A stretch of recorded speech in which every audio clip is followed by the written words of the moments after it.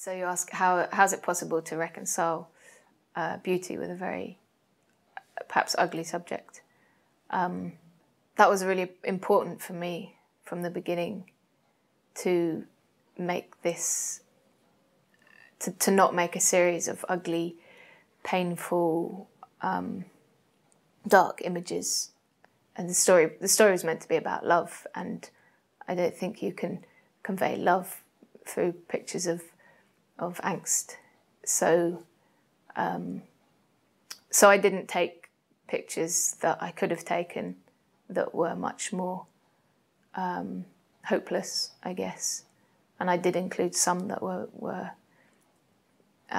certainly difficult to take and perhaps painful to look at. But if it was sort of a painful moment, then I tried harder to make the picture aesthetically beautiful.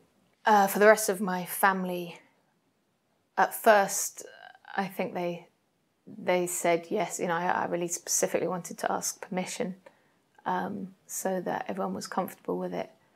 And they all said that's fine. And I felt like they didn't really engage with the sort of pros and cons of it and how it was going to feel, but they said, well, that's what Briony does, and if she wants to do that, okay then.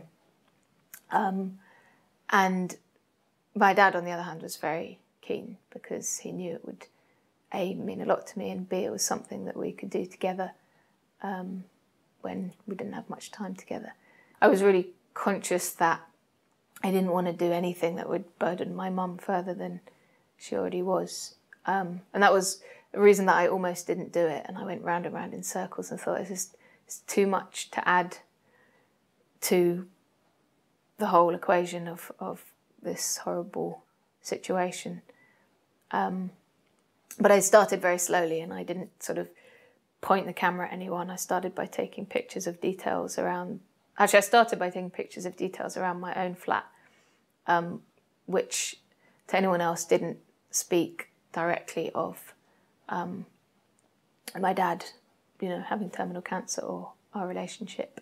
But I would sort of take pictures to cheer myself up when I was sad, and that sort of created some narration of my mood, so I thought so.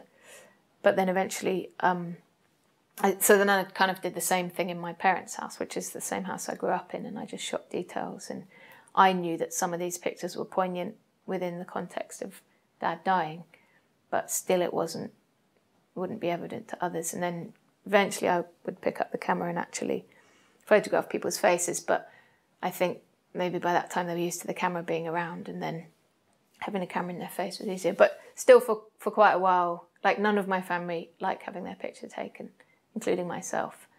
And people would sort of pull funny faces or go weird, or conversation would sort of dry up or something because I picked up the camera. But yeah, that changed slowly.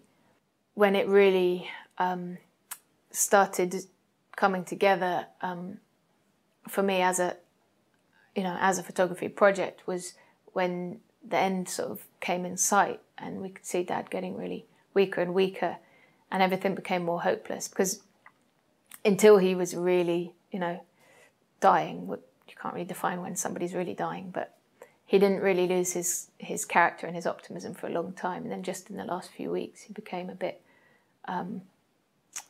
you know, outwardly changed and depressed. And at that point, me taking pictures was the last sort of productive thing that was around, because everything else was just focused on the ending. And my dad was a very productive person, so when he was beyond having a conversation, if I took a picture, then he'd still given me something, and that was really valuable at that point. And then I think the others started to see that. My mum, my brother, and my sister-in-law and my uncle and aunts were around, and I was surprised how much everybody seemed to get on board with it toward the end, to the point that when we left the room and left his dead body behind, my mum said, "Do you want me to take a picture of you and Dad?" And I couldn't believe it. I just, at that point, thought, did I get it wrong all along? Did I just overprotect her? Or is it that it's changed for her? Who knows? But, you know, now, you know, after his death, the project has done a lot for certainly for my mum, and I think for the rest of my family and for my dad's friends and